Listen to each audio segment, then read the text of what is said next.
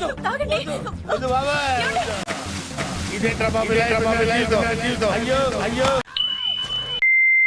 మేక ఎప్పుడు బలైద్దండి, పులవ్వదు.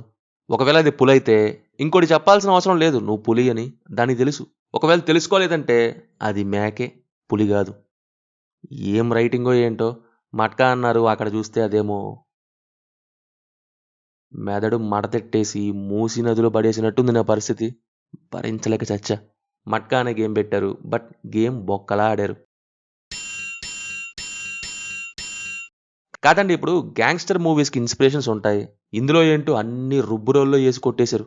ఆ టేస్ట్ ఏమో ఎలా ఏడ్చింది, ఆ రుబ్బిన రుబ్బుడు తాబేలు రుబ్బితే ఎలా ఉందో అలా ఉంది. సోదంతా చెప్తారు, బట్ వాడు ఎదగాలని అండ్ ఆ మెయిన్ థింగ్ అయిన మట్కాని ఒక సాంగ్లో వేసేస్తారు. ఇదేం అన్యాయం అండి. ఏమన్నా అంటే మట్కా వల్ల లైఫ్స్ ఎలా జరిగాయి అనేది మా మెయిన్ ప్రయారిటీ అంటారేమో. డబ్బు వచ్చాక ఏముంటుందండి చెప్పండి మీరే. ఎలా అనేది మెయిన్ కదా. గేమ్ ఆడినట్టే లేదు అసలు, అట్లీస్ట్ చూసినట్టు కూడా లేదు. ఇది అని చెప్తే విన్నట్టుంది, అంత మాత్రాన సినిమా ఎందుకండి. ఇదే ఒకటి అనుకుంటే ఇందులోని ఇంకో డమ్ రేటింగ్ ఏంటంటే ఎవరైతే కథని నేరేట్ చేస్తున్నారో అనేది. ఇప్పుడు మట్కా నడిపేది ఎవరో అని సీక్రెట్గా ఇన్వెస్టిగేషన్ చేసిన ఆఫీసర్ వాసు కథ అంతా ఎలా చెప్తున్నాడు అసలు. మళ్ళీ ఎవరో ఏమీ చెప్పరు, చెప్తే చంపేస్తాడు వాసు అని అంటారు. మరి ఎవరు ఏం చెప్పారు? నేరేటర్ బి లైక్, నాకు డైరెక్టర్ చెప్పారంటారేమో. అదేదో డైరెక్టరే చెప్పచ్చు కదండి. మళ్ళీ మట్కా వాసు కథ అంతా ఆఫీసర్ చెప్పేసి ఎవరు వేస్తున్నారో నాకు తెలీదు డౌట్ అంటాడే. అసలు ఏం రైటింగో ఇది. ఇప్పుడు క్యారెక్టర్ లేదు, ఆ క్యారెక్టర్ గురించి తెలిసిన వ్యక్తి ఆరు పక్కన ఉన్న వ్యక్తి చెప్తే అర్థం ఉంటుంది.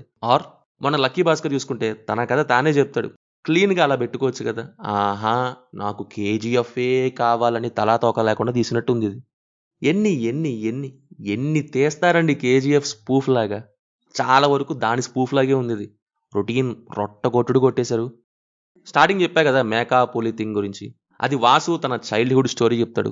నార్మల్గా చెప్పినా బాగుండు, పులి మేక అని తొక్కలో ఎక్స్ప్లెనేషన్ ఇచ్చారు. ఇంకా విలన్స్, బుర్ర తక్కువ విలన్స్, వాళ్ళను ఓడించి హీరో సినిమాలో హీరో అయ్యాడంట. వాసు గురించి అన్నీ తెలిసిన నాని పిల్ల రౌడీలను పంపిస్తాడంట. సినిమాలో మట్కానే మటాష్ అయిందనుకుంటే విలన్స్ బుర్రలు కూడానా. Performances wise Varun Tej decent acting ఇచ్చారు, బట్ ఓల్డ్ ఏజ్ గెటప్లో కాస్త థాట్ ఫీలింగ్ వచ్చింది. రిమైనింగ్ అన్ని లుక్స్ బాగున్నాయి. Meenakshi lucky Bhaskar movie shooting నుండి అలాగే వచ్చేసినట్టున్నారు, ఆమె రోల్కి న్యాయం చేశారు. నోరాకి ఇచ్చిన రోల్ పర్లేదు కానీ విలన్స్కే ఈపీ రోల్స్ ఇచ్చారు, అండ్ వాళ్ళు చేసింది కూడా పెద్ద ఏం లేదు. మ్యూజిక్ వైజ్ జీవ్ ప్రకాష్ అటు సాంగ్స్లోను బీజిఎంలోను రెండు పండబెట్టేశారు, అసలు ఒక్కటి కూడా గుర్తులేదు. ఫైనల్లీ ఇంకెన్ని కేజీఎఫ్ స్పూఫ్లు వస్తాయో ఏమో. ఆ నేరేటివ్ స్టైల్ని ఇన్స్పిరేషన్ అంటే క్లిక్ అవ్వచ్చేమో కానీ స్పూఫ్లు తీస్తే ఎలా అండి. సినిమా మీరు చూసుంటే ఎలా ఉందో కింద కామెంట్స్లో మాతో తప్పకుండా షేర్ చేసుకోండి. Will meet in next video. Thank you. జై హింద్.